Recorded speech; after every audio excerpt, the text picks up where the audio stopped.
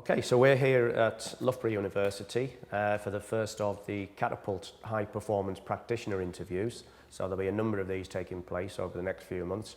And I'm delighted that we've got Paul Brice with us, who is the consultant biomechanist with UK Athletics. So welcome, Paul. Thank you, Chris. Thank you. So Paul's area of expertise is in sports biomechanics. And I think probably a really useful opener for us would be if you could just give us a little bit of an overview as to exactly what sports biomechanics actually is. It's a good question. I should know the answer now. I guess biomechanics is it's one of the branches of sports science. So you obviously got your physiology, biomechanics and psychology. Biomechanics in itself fundamentally is about human movement and trying to provide information and analysis on human movement. So in the track and field context that I currently work in, it's mainly around high-speed video, motion, movement. But also do a lot more stuff with force, kinetics, and pretty much EMG really isn't something that we go into in track and field. But there's three main areas, so kinetics, kinematics and EMG. So kinetics being the video side of things? Kinematics is more the video, so the motion, how the body moves, joint angles, joint speeds, range of motion, limb velocities, that sort of centre of mass profiles, that's more kinematics. A lot of that is generated from high-speed video. Obviously now the availability of high-speed video is a lot more commercially available on your iPhone and different other simple camera systems that you can buy. So, yeah. Okay, so you mentioned that biomechanics is sort of one strand of the sports sciences, and it seems to be one that's relatively underrepresented by number globally. What was it about biomechanics that attracted you into that as a discipline? I think fundamentally for me it's because I didn't really understand physiology, if I'm honest, and psychology didn't really resonate with me either. So for whatever reason, going back, thinking about my undergraduate degree, I think biomechanics just sat with me, I understood it, kind of made sense to me. Didn't have to work too hard to understand the sort of laws, and it was also how my brain worked. I enjoy maths, and so that sat with me quite nicely. So yeah, biomechanics was always a passion, and even in sort of undergraduate degree and then obviously into my PhD, it was always an area that I enjoyed, but I was very keen that I enjoyed the academic side of it, the academic rigour of biomechanics, but I was also very interested in the application of biomechanics. And that's obviously where I find myself today, working predominantly in track and field, but also consulting into other professional sports as well. But yeah, it was almost that the ability of using that information and interacting with a coach and an athlete to try and make them better. I enjoyed the sort of unique puzzles of working with athletes. There's no real, obviously there's a right and wrong answer, but how you get there, sometimes you have to be a bit more creative. And also the academic side, I guess for me, the perceptions of some of the academics in biomechanics, you've got this big sort of crazy head, sort of geeky number crunching person who's got a white lab coat who sits and crunches numbers, and I'm sure that was my perception when I first started in the sport, but hopefully I've trying to move away. So yes, understand the sort of premise of good scientific rigour in what I do, but I'm a big believer that my lab as a biomechanics lab is the track. So if that's the case then, and you've got your traditional biomechanists who, the academic biomechanists who will work in the laboratory, and you're saying that you spend most of your time working in the field. Do you actually compromise on some of, the fundamental principles in order to carry out the job the way that you do? I think some of it's always a balance, isn't it? Like coaches and athletes will always cry out for immediacy of information. So you've got to use the appropriate technology to inform that coaching decision, essentially. And so there's certain bits of equipment which you can use in an applied setting that yes, you do have to, but what I always tend to do is understand the assumptions of the equipment, understand what the equipment's given you, how that number's generated, the methodology behind that, and the limitations of the information coming out. So it is a balance, and sometimes you do have to compromise turning the data around quicker or giving that coach information more immediately. And yes, you'd like to do a centre of mass full digitisation profile, but the reality is that takes you an hour to 2 hours, and the coach wants that information within 2 or 3 seconds of the athlete doing whatever event or the action is. So yeah, so it's a juggling act for me, and it's one you've got to be mindful of. So you can't just give out numbers for numbers' sake. They've got to be meaningful, they've got to be reliable, accurate, but you've also got to know where they've come from. I think that's a big thing that you've got to maintain. So that's kind of the position that you've arrived at with a lot of years' experience. So if I can just wind the clock back a little bit then.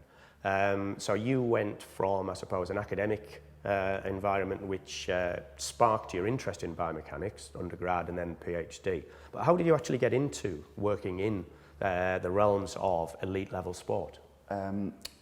Back to my undergrad really, so I wherever I could I always tried to do the sort of biomechanical modules. That was my big interest, and reduce the amount of physiology that I did.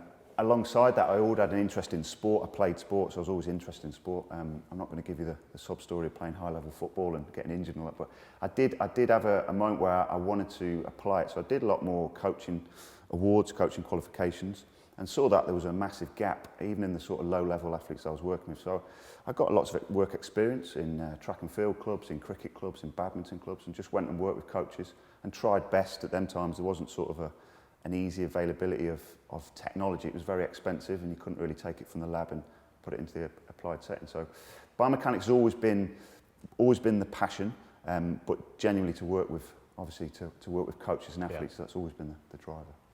And how long have you actually been working in athletics now then? So I started, I'll go back to when I first started. So I started off at the role in 2004, just before, maybe 3 or 4 months before the Athens Olympics.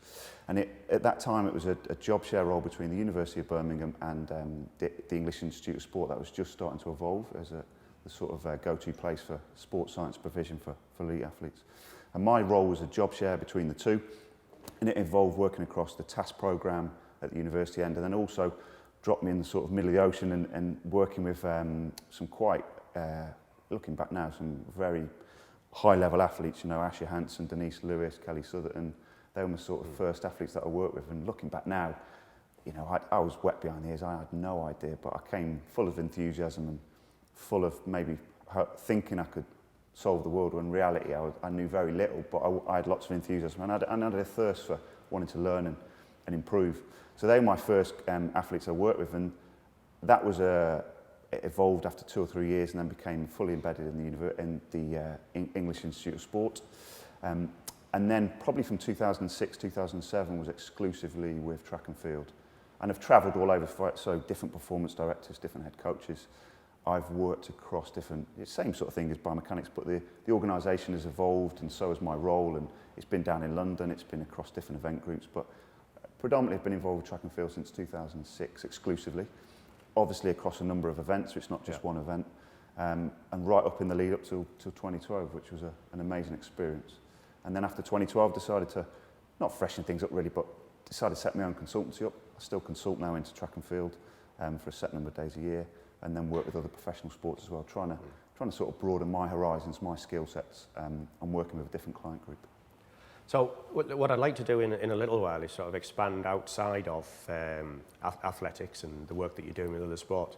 But just to begin with and sort of keep things relatively simple, obviously you've spent a lot of time working with our sprint athletes, developing an understanding of what makes people fast. And that's something that fascinates an awful lot of people. So I wonder whether you just spend a little bit of time just giving us an insight into your thoughts as to why perhaps some of our athletes are faster than others. Yeah, obviously in terms of track and field, that's the pinnacle event, isn't it? The men's 100 metres final is the one that everyone looks at and aspires to compete in. And certainly from Britain, we've had a solid history, I'd say, of people running quick, but not necessarily running world record times. In terms of the science, the biomechanics of running fast, I think it's pretty clear cut. Lots of people will make out the secrets to running fast, and that fundamentally there isn't. There's key things, and in track and field, or my sort of philosophy is there's critical things that athletes have to do, and what the best in the world do, they do them critical things really, really well. So the magnitudes of what they do are just exceptionally high. Now, there's different schools of thought of what makes someone run fast, but there's a combination in terms of how you generate velocity is step frequency, so how many times you touch the floor in a second, and obviously step length is how much, what distance you get from left to right or right to left. And the combination then, the products then gives you your velocity. That sounds quite simplistic, so you just spin your legs nice and fast, touch the ground many times you can, and have a massive big step length, and obviously you get a huge velocity. So if you look at somebody like Usain Bolt is fundamentally good, or very good at what he does, because relatively has a high step frequency, but he also has a massive step length. What we've found, some of my experience of working in the sport over a number of years, is You can have athletes who have real high step frequency, but they don't have the sort of level of step length, so they're not very fast. You can have guys with massive step length, but not step frequency, and again, they're not very fast. So I always talk about the balance and trying to find that unique sweet spot for that athlete of frequency and length. So in terms of frequency and length, that's pretty clear cut. Everyone knows the combination of that. But the crux of it for me, and we see this more and more, and there's a lot of good research coming out from America and Peter Waynard and Ralph Manus and a lot of good stuff as well. But it's how hard you hit the floor, fundamentally. And that's the big distinguishing factor. So when people hear that, they think, oh, it's easy, just stamp the floor. But it's not just about that. I mean, I talk about it's the right force in the right direction in the right time frame. And I think that's the crucial one. The right time frame is the crucial one. You know, Usain Bolt or the top people, top sprinters, they're on the ground for less than 90 milliseconds, and they're generating huge amounts of force in that time period. So it's not only the force they generate, it's the shape of that force curve that differentiates between good and bad.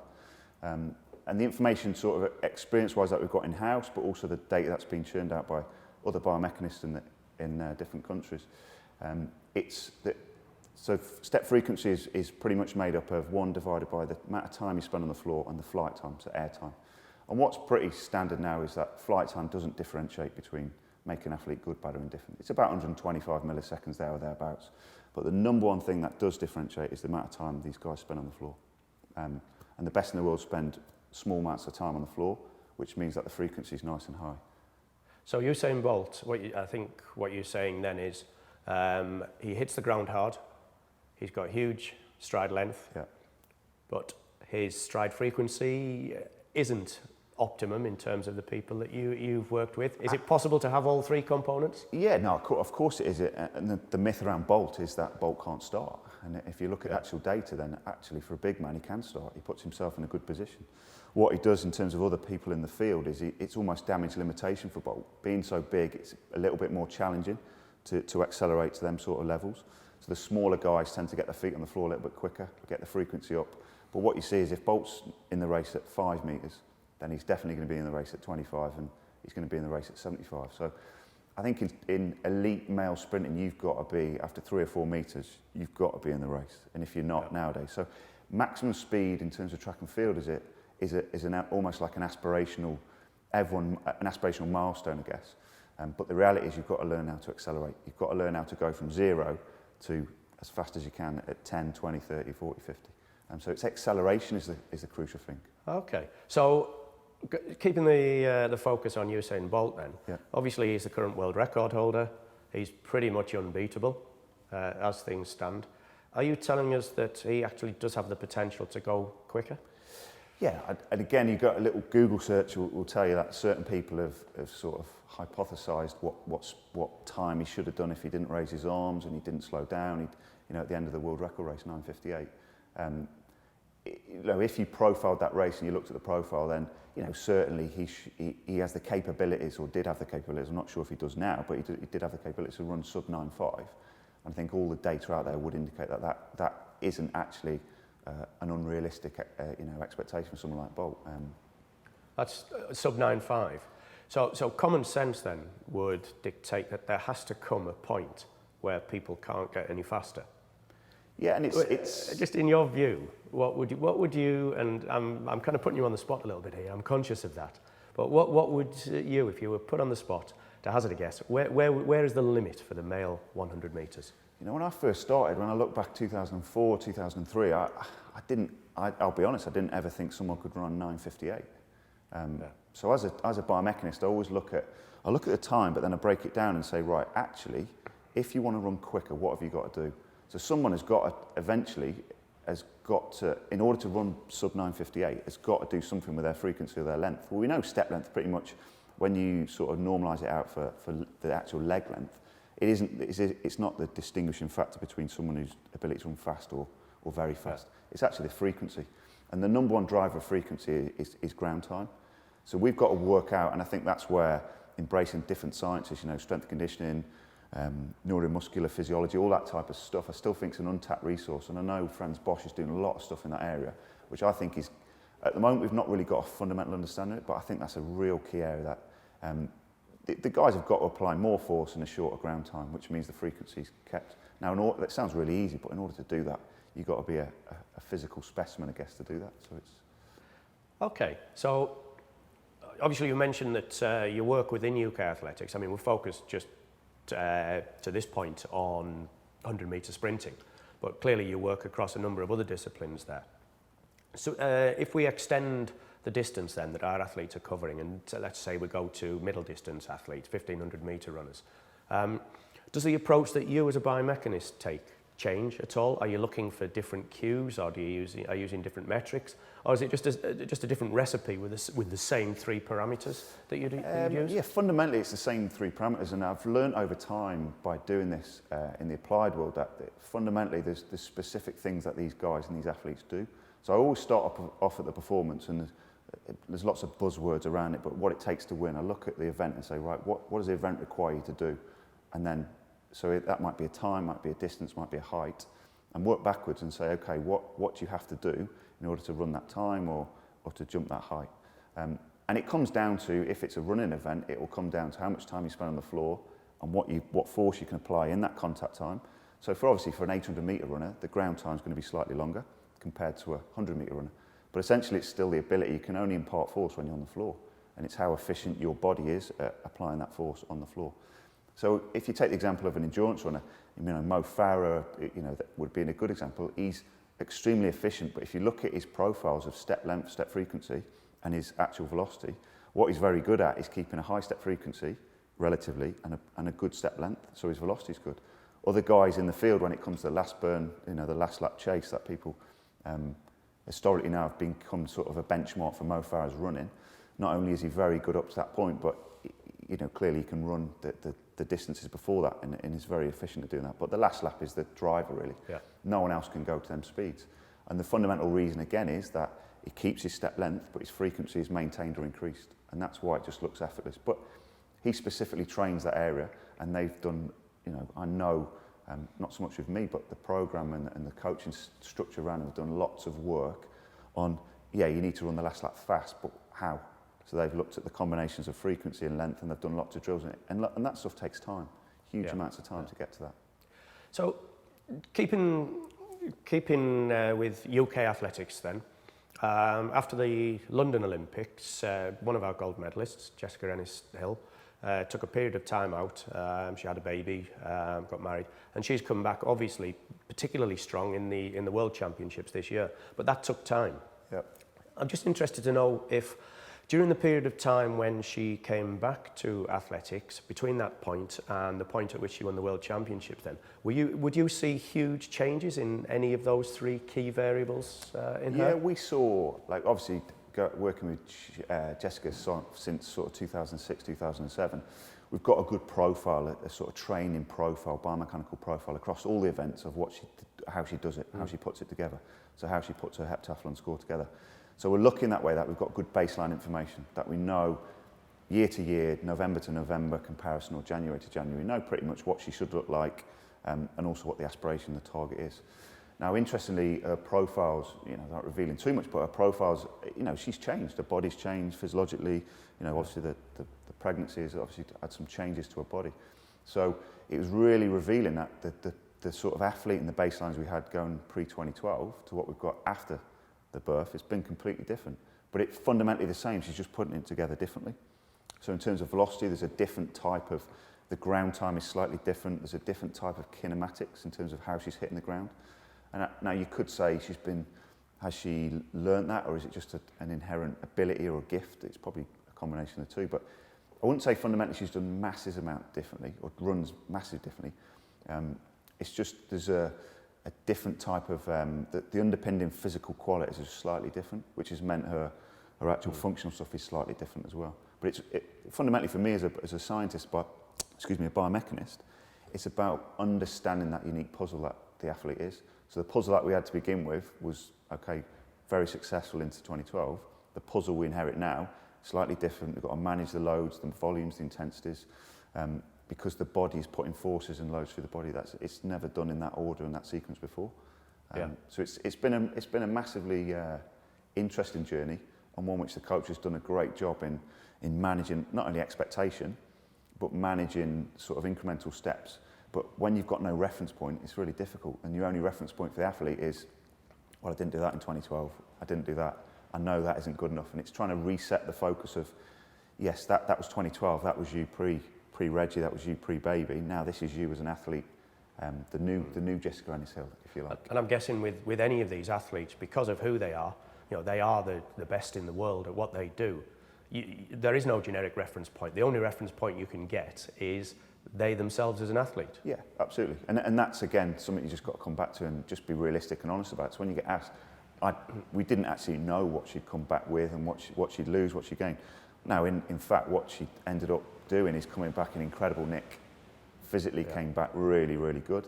And then it was just a case of incremental steps. Just, okay, do a little bit more, do a little bit more. And we measured along the way. That said, okay, in the technical events, there's certain things that we wanted to see technically. And when we didn't see that, we were actually trying to work out, well, why wouldn't she be able to do that? Trying to work out the underpinning reasons.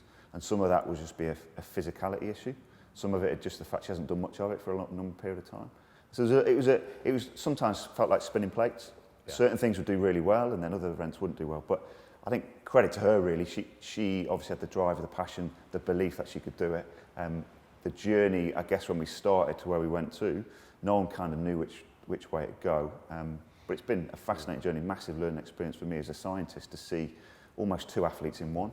It's been really interesting. So, I mean, obviously you've been involved in, as a practicing biomechanist for over 10 years now. And you mentioned there about some of the athletes you've worked with, some of the coaches that you've worked with.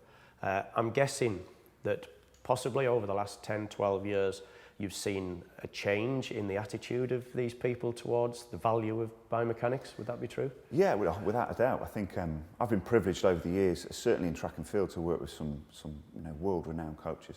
And coaches who've coached at the very highest level, Olympic, world medalist, and not just done it once, done it numerous times. So I've always tried wherever I can to learn from them coaches.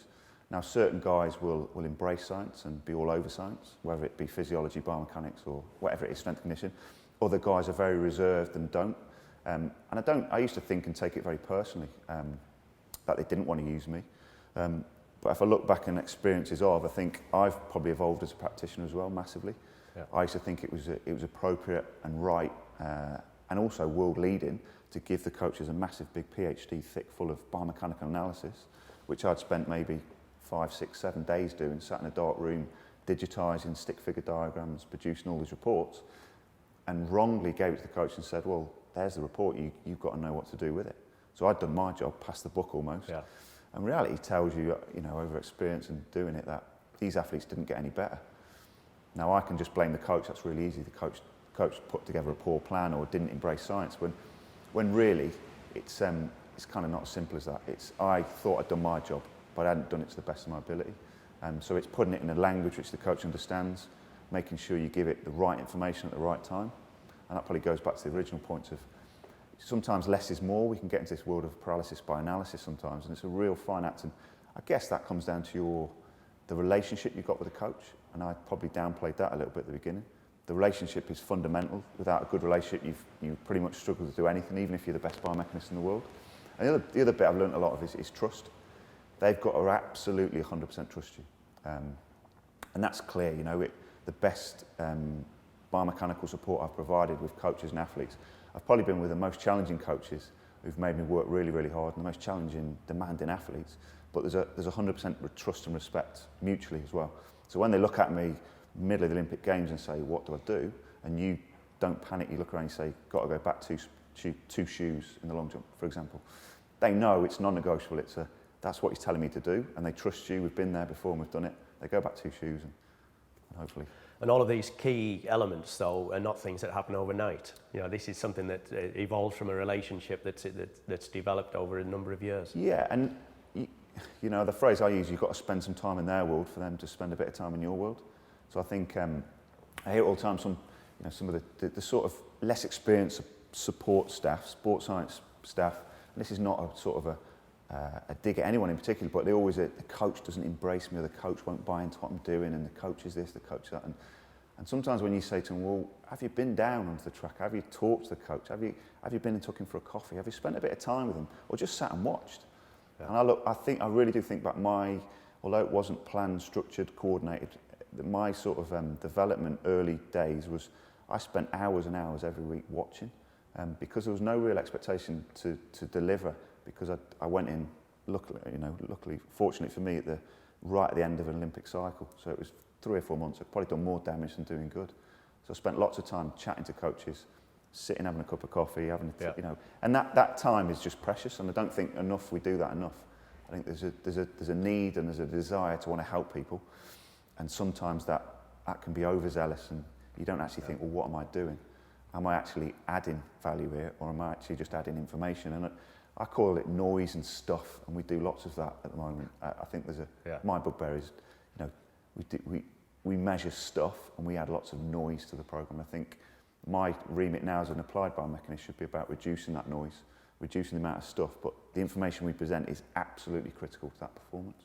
So here's potentially a problem then, because obviously technology is evolving and developing, and with a lot of new technologies, we're actually creating a situation where, for example, where the training camps, you'll go and attend with the athletes, spend a lot of time with them and the coaches, and you'll build these important relationships that you're talking about. Yeah. But we're moving to an age where perhaps you don't need to be there, and the technologies can be operated remotely and information sent back to wherever you're based, which is great.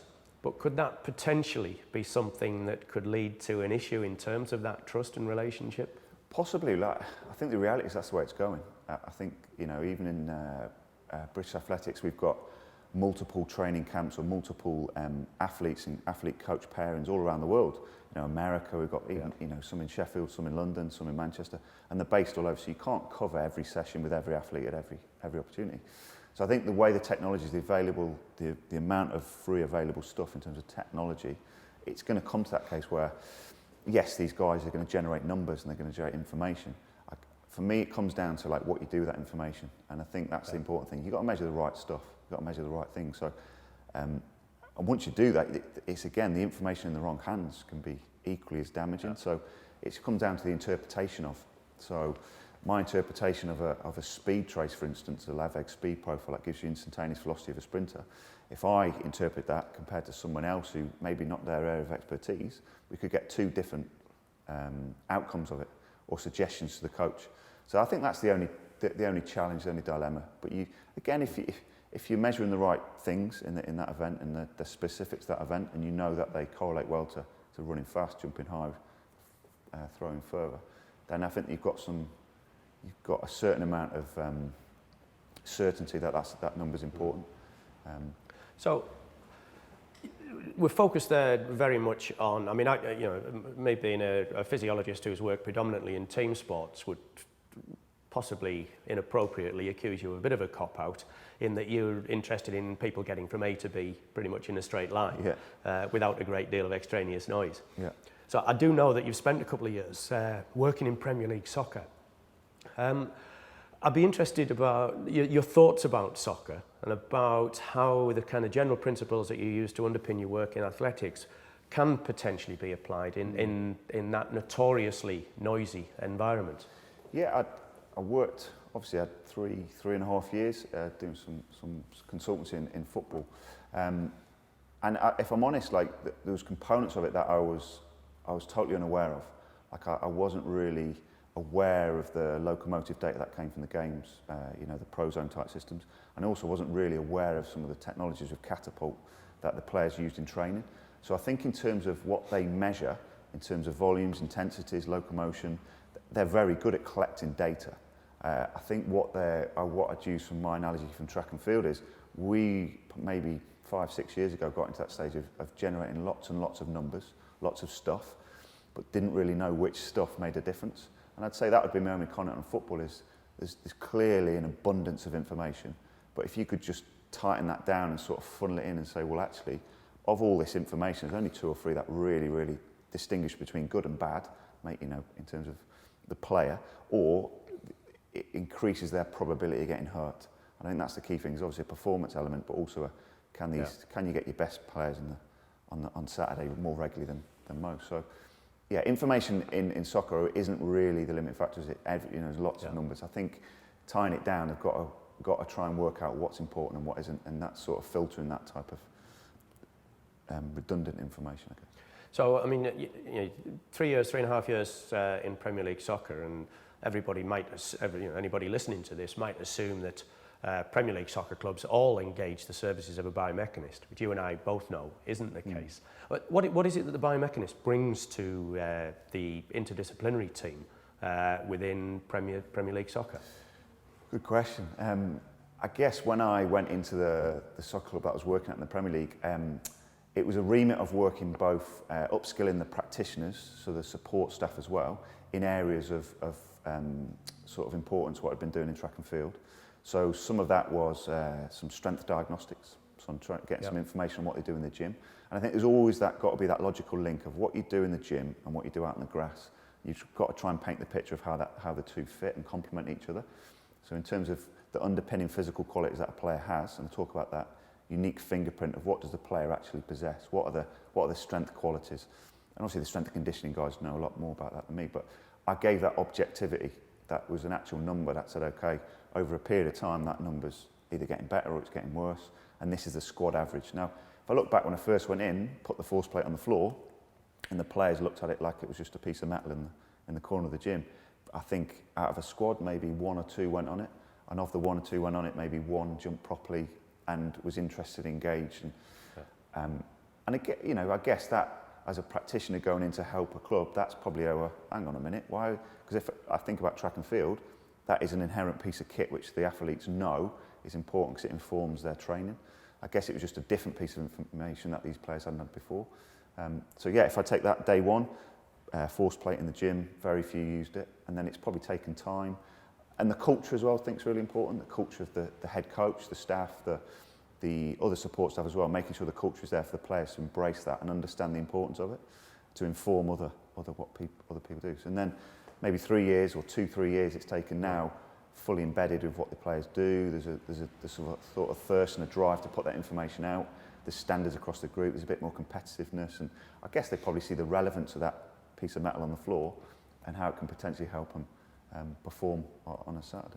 So would the biomechanist have a role? And obviously one thing that clearly differentiates team sports in general from some of the linear sports that are involved in athletics is the fact that people have to change direction. Yep. They have to decelerate and then reapply force in a different plane. Could biomechanists make a meaningful contribution towards helping players in that respect? Yeah, I guess that was one area that I was surprised about, is that so obviously track and field context, the coaches coach movement fundamentally every day, every session. They're talking about key positions to hit, what to do with the ankle, what to do with the knee, what to do with the hip, how much you need to step distance, step frequency. All this stuff is just general everyday conversations within training, so that the athletes are coached about movement, so that the coach or the scientist sees the movement, describes what they see, and instructs the athlete to do something different. In football, I don't think there's any. For me, that would be one area I think they could potentially benefit from, actually coaching movement. Now, I understand the sort of football argument would be there's no time, and you only have a certain shot window with these players. Sort of either as a warm up, 20 minutes pre-session, and they spend predominantly the amount of time on the grass. But I do think you can do small stuff. And as long as you're focused on the right areas, I do think you can do some good work. So going back to change of direction, I guess to change direction, you've got to do critical things. Yeah. And then it's a case of, right, that's your benchmark, that's your framework you're looking at. So what do you expect to see? What does your player do? What's good, what's bad, what's indifferent, and how can you help that player? So is it a case of they're technically just not good? There's no awareness. It might just be show them a video. How are you doing it? I want you to get into these positions. Or is there an underpinning physical quality that's not there, that's allowing them to do it? It could be eccentric strength, could be putting the body in the wrong position, might affect them strength quality. So I guess it's the same premise. You've got what you're trying to improve, and you can use various different tools and measurement systems to identify the bits that are limiting in that movement. So we'll talk a little bit there about, obviously about team sports. We've talked about clearly, there is an awful lot of value taken in the linear sport, particularly in athletics, from biomechanics. We're sat here in December 2015. What does the next few years hold for sports biomechanics going forward then? What do you think will be the next big thing in sports biomechanics? The next big thing, in terms of generating information now, I don't think you can get some computer animation stuff that, visualising what people do, I think, and the time frame from what they do and getting that information is obviously getting shorter and shorter. Yeah. In terms of generating actual numbers from a sports biomechanics point of view, I think we can generate the numbers now. It's what you do with it. So one of my big pushes is trying to not have information in isolation, so have information that is synchronised together. So it's bringing in information on step length, step frequency, what the athlete does visually, high-speed camera, speed gun, catapult information. And what I'd like to see, sort of the big aspiration and big driver for me, is on one timeline, you look at interactions of, so you drag a little timeline that you can see the athlete moves forward, you look at what the force does, you look at what the speed's doing, you look at inertial sensors, accelerometry, and you've got this global picture of what the athlete's doing. But it's interactions, it's not, well, acceleration is saying that, or step length saying that, or video saying that. So would that be, I mean, obviously you're talking about there about some effectively databasing and then visualization of that data. Yeah. But the interpretation of what you're seeing would clearly still be down to the expert practitioner, or do you think that you could actually inbuild algorithms that will auto-analyse these? Yeah, I mean that would be brilliant for a biomechanist, because we spend probably a small component of our time with the athlete or the player, and then a lot longer crunching, processing, putting into databases, doing analysis and interpretation. So, I mean, the aspiration would be brilliant if that could be automated, and have some reference points built into it, algorithms that clearly tell you when it's good, bad, indifferent, and also tell you what to do if that isn't good, bad, or indifferent. So, is that ever going to happen? I'm not 100% certain. I think the technology is getting very good. I just think the software and the hardware has got to marry up, and we've got to get to a stage where some of the commercially available products can be raw data exported and brought into sort of a bespoke package that allows you to multiple levels of information. Great stuff. I've just got one more question that I'd like to ask, and hopefully there'll be one or two either younger practitioners or people that are just coming at the end of their academic qualifications that might have an interest in working as a sports biomechanist. Is there any, just in a nutshell, any good solid advice that you could give to those people to give them the best possible chance of entering the profession? Yeah, there is, experience is the number one for me. And I think if you look at, we obviously get, when we put jobs out, job advertisements, we get lots of applications of students applying for jobs, and they're obviously varying degrees. They've got undergraduate, they've got masters, and some have got PhDs. And what's very clear when you get these guys in to be interviewed is the ones that stand out are the ones, if they want to work in applied sport, have worked with coaches and athletes, and they stand out a mile. That experience is absolutely fundamental, because they appreciate that it's not just about, from a biomechanical point of view, making sure the guy is a robot. They're not robots. They understand that you can have a great idea, you can have the greatest information, but if you can't communicate that to the coach and athlete. And I come back to three things really. So it's knowledge and understanding of the sport and the event, and I think that comes by doing and spending time. Clearly you've got to have knowledge and understanding of biomechanics. There's a huge component in terms of skill of delivery, and that takes time. Like, I look back some of the sessions I did when I was first starting, and I cringe at some of the things I did. But I did them with an intention that I was trying to do the right thing. So it's a skill of delivery. It's saying the right words at the right time, picking up that relationship that we talked about. And I think the last one that is really difficult to measure is personal qualities. Fundamentally, you've got to engage people, and you've got to get on with people. Now, I think the balance there is, I always talk about this professional and personal. Personally, you might not get on with someone, but if they've got the best athlete in the program, you've got to get on with them professionally, and they've got to hopefully see value in what you do. So I think you don't have to get on with them personally, but you should be able to have a professional conversation and professional challenge and arguments, conversations. But so they're the three things that are really important. But without doubt, it's gaining experience, not just, if you want to be a biomechanist in track and field, not just track and field, volleyball, cricket. And I think the danger then is that it's not a danger, you've got a really sort of a good flavour of different sports, different coaches, different athletes, and you just bring a unique skill set. And I think that's the thing. When you sit in an interview, you want to see someone stand out, and you want to make them go, well, we can't not appoint that athlete, or can't not appoint that person because of all the things that they bring. Brilliant. Great advice. Thanks very much, Paul. No problem. I do appreciate you giving up some of your valuable time And I wish you all the very best. Thank you very much. Been a Cheers. pleasure. Thank you. Been a Cheers. pleasure. Thank you. Been a Cheers. pleasure. Thank you. Been a Cheers. pleasure. Thank you. Been a Cheers. pleasure. Thank you. Been a Cheers. pleasure. Thank you.